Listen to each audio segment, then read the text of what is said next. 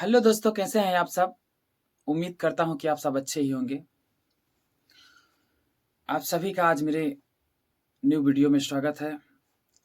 और जो मेरे चैनल पर नए हैं, वो सारे लोग मेरे चैनल को सब्सक्राइब करें, ताकि मेरा जो भी वीडियो अपलोड होता है, आप सबके बीच पहुँचता रहे। जैसे कि मैंने नेक्स्ट वीडियो में आप सबको बताया था कि मैं अगला वीडियो अपना बनाऊँगा कि स्टूडियो में गाना कैसे गाया जाता है। हमको क्या बातों को ध्यान देना चाहिए और कैसे रिकॉर्डिंग होते समय क्या विशेष सावधानियाँ बरतनी चाहिए कि हमारी वॉइस खिल कर आए, हमारा वॉइस अच्छा आए, हमारी वॉइस में कोई दिक्कत ना हो। तो आइए हम सब बात करते हैं उसी विषय पर कि स्टूडियो में रिकॉर्डिंग कैसे की जाती है। सिंगर को, एक नए सिंगर को गाना कैसे गाना चाहिए स्टूडियो में। और सबसे बड़ी बात कि आज विश्वकर्मा जयंती है, तो हमारे दीपक दीवाना ऑफिशियल चैनल की ओर से आप सभी को विश्वकर्मा पूजा की ढेर सारी शुभकामनाएं। तो बाबा विश्वकर्मा आप सबके जीवन में हमेशा खुशियाँ भरी रखें। तो जब हम स्टूडियो में पहुँचते हैं, तो जब हम स्टूडियो में पहुँचते हैं, हमें विशेष बातों को ध्यान देना होता है कि सर्वप्रथम कि हम जिस गाने को गाने के लिए आए हैं, उस गाने को बखूबी तरह से तैयार करके फिर स्टूडियो में आए गाने के लिए, ताकि गाते समय हमें कोई दिक्कत या हमें कोई परेशानी ना झेलना पड़े, या बार-बार हमको रीटेक ना करना पड़े। बार-बार रीटेक करने से क्या होता है, बार-बार रीटेक करने से नहीं, हरासमेंट आता है। अब बार-बार रीटेक करने से एक होपलेस महसूस होता है कि अरे ये हो नहीं पा रहा है। रिकॉर्डिस्ट की भी दिक्कत होती है, आपको भी दिक्कत होगा कि अरे इतनी बार कट हो रहा है, इतनी बार रीटेक करने हैं हम, हो नहीं पा रहा है। नर्वस महसूस होता है, और जब नर्वस महसूस होने लगता है वहाँ पे, तो गाने का मूड हट जाता है। उतना अच्छा गाना हो नहीं पाता है जितना अच्छा कि हम सोच कर आते हैं स्टूडियो में कि उतना अच्छा हमारा गाना हो जाएगा। लेकिन उतना अच्छा हो नहीं पाता। जब हॉपलेस हो जाते हैं, जब एकदम नर्वस हो जाते हैं, जब कि अरे बार-बार एक ही चीज़ को हम कर रहे हैं, अब वो आ नहीं रहा है, ऐसा क्यों हो रहा है? तो जब ये चीज़ होने लगता है, तो जान लीजिए कि अब गाने का मूड हट जाता है और गाना ठीक से हो नहीं पाता है। इसलिए इन विशेष बातों को ज़्यादा ध्यान देना हो कि जब भी स्टूडियो में हम गाने के लिए आएँ, तो गाने को सबसे पहले बखूबी तरीके से तैयार करके आएँ। ताकि स्टूडियो में आने से हमको स्टूडियो में कोई भी दिक्कत ना आए, ना हमें, ना हमारे रिकॉर्डिस्ट को, ना हमारे म्यूज़िक डायरेक्टर को कोई भी दिक्कत नहीं आए, ताकि हम अच्छे से अच्छा गाने को रिकॉर्ड कर सकें और गा सकें और गाने में फ़ील आ सके। इसलिए स्टूडियो में आने से पहले गाने को बखूबी तरीके से तैयार करके उसके बाद आइए। गाने में आपको भी आनंद आएगा, और सामने जो रिकॉर्डिस्ट हमारे म्यूज़िक डायरेक्टर बैठे रहेंगे, उनको भी रिकॉर्ड करने में इतना आनंद आएगा कि क्या मज़ा आएगा कि पूछिए मत आप। तो आइए किन बातों को विशेष ध्यान देना चाहिए, हम आपको बताते हैं। सर्वप्रथम हम स्टूडियो में आए, जो नियम होता है कि स्टूडियो का, कि पहुँचे वहाँ पे अपना पूजा पाठ किए। रिकॉर्डिंग से पहले एक सभी सिंगर्स में यही सलाह देना चाहता हूँ कि ये एक मंदिर है।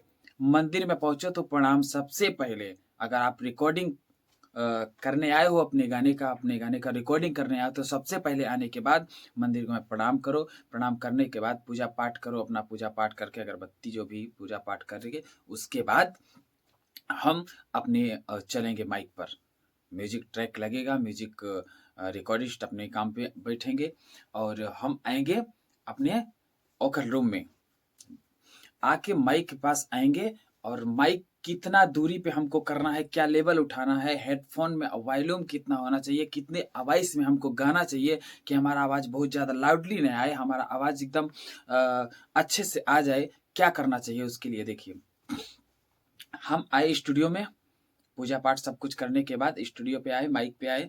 माइक देखिए, सबसे पहले तो जो रिकॉर्डिंग स्टूडियो होता है, उसमें खुद कोई ना कोई रहता है कि माइक आपके लेवल का सेट करेगा। अगर वहाँ कोई नहीं है या कोई है भी नहीं, तो सर्वप्रथम अपने आप को खुद ध्यान देना चाहिए। ये नए सिंगरों के लिए है। ऐसा नहीं है कि जो बहुत ज़्यादा जानकार, जो बहुत सारा गाना गा चुके हैं, जिनको बहुत ज़्यादा नॉलेज है, उनके लिए मैं वीडियो नहीं बनाता हूँ। जो नए मेरे भाई हैं, जिनको अभी शुरुआत करना है अपने करियर को, अपने वो करना, मैं उनके लिए वीडियो बनाता हूँ। तो सर्वप्रथम जब स्टूडियो में आए, तो माइक का लेवल क्या होना चाहिए। माइक हम आए, अगर कोई सेट किया तो सेट किया, नहीं तो माइक को अपने से हमको सेट करना होता है। माइक हम सीधा माइक को जब लेवल लगाएँगे, तो ये माइक जो है, ये ना नीचे ऊपर नहीं होना चाहिए। जैसे ये माइक हो गया, अब ये नीचे है, ठीक? थोड़ा-सा ढीला है ये अभी।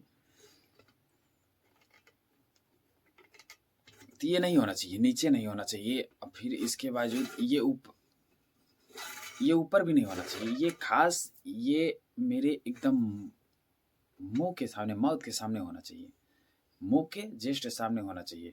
और ये देखिए कहीं से ढीला ना हो कि गाते समय ढीला लटक जाए या कुछ हो जाए, ऐसा नहीं होना चाहिए।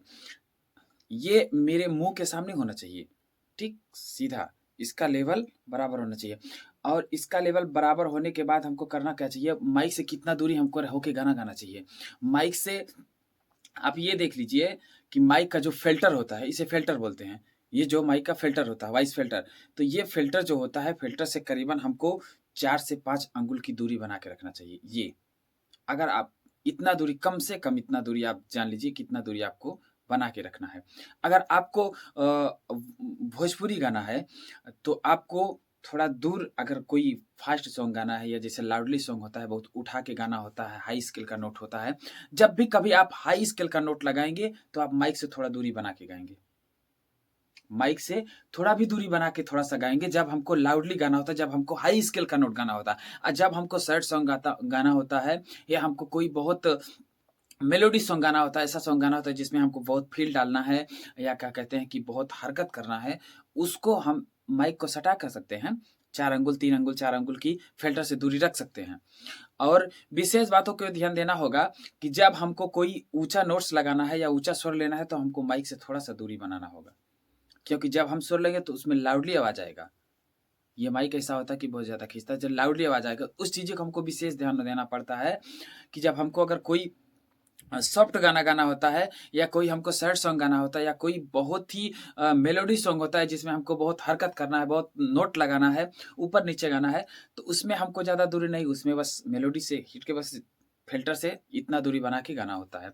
और जब हमको भोजपुरी या हिंदी कोई भी गाना जैसे हाई नोट लगाना है, बहुत ऊपर गाना है, तो जब भी हाई नोट, कोई भी सिंगर को देखिए, बड़े-बड़े सिंगर को आप देख सकते हैं, जब हाई नोट उनको लगाना होता है, जब हाई स्केल का गाना गाना होता है, तो अपना लेवल थोड़ा-सा पीछे करेंगे।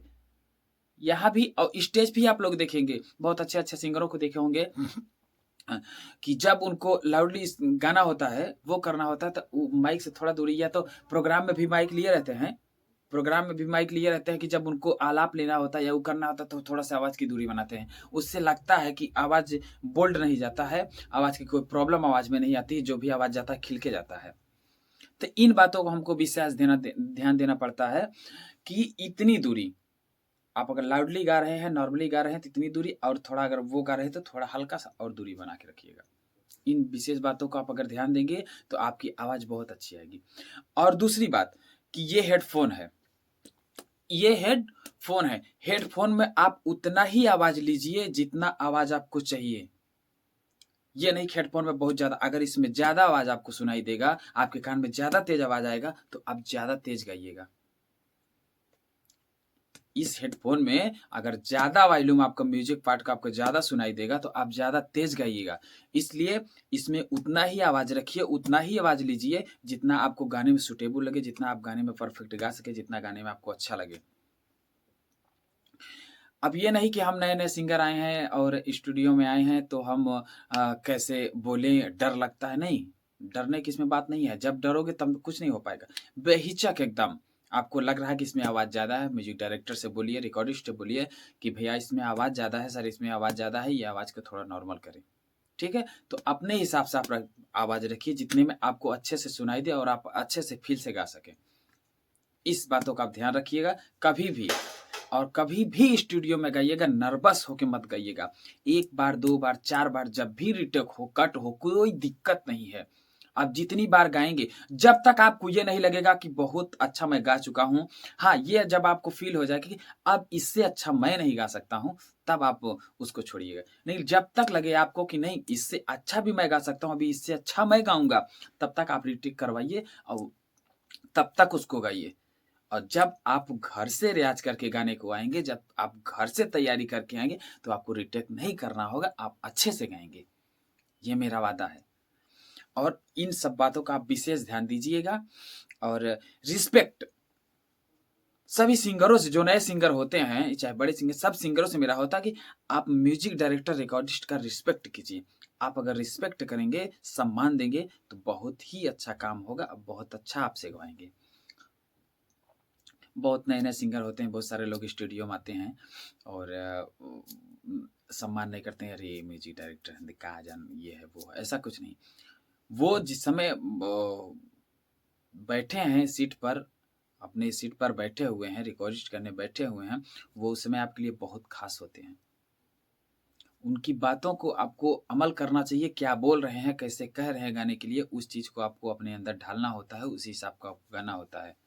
इन सब विशेष बातों को आप सबको बहुत ध्यान देना होगा और नए सिंगरों के लिए बता रहे हैं ये सब बात हम। तो आप सब इस बातों को ध्यान दीजिएगा कि माइक से इतना दूरी रखें, जब भी मेलोडी, जब भी सॉन्ग गाए और कोई हाई नोट सा गाने के थोड़ा उससे हल्का-सा और दूरी बना लें, बस। बहुत अच्छा ही फ़ील महसूस होगा, बहुत अच्छा ही गाने में। और हेडफ़ोन का आवाज़, जैसा मैंने बोला कि हेडफ़ोन का आवाज़ उतना ही आप रखिएगा कान में जितना आपको सुनने में ठीक लगे, जितना आपको गाने में ठीक लगे।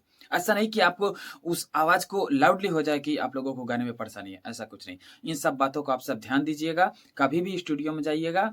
और आज बड़ा ही अच्छा है कि आज काफ़ी दिनों के बाद मैं फिर किरण स्टूडियो मोहनिया में आया हूँ और मेरा कुछ देवी गीत का रिकॉर्डिंग था। अभी रात को 2-3 गाना हुआ है, अभी और गाने गाना है, तो आज मैं फिर गाऊँगा। अभी अभी तो हम लोग नहाए धो के पूजा पाठ करके फ्रेश हुए हैं और इसके बाद अभी फिर रिकॉर्डिंग होगा।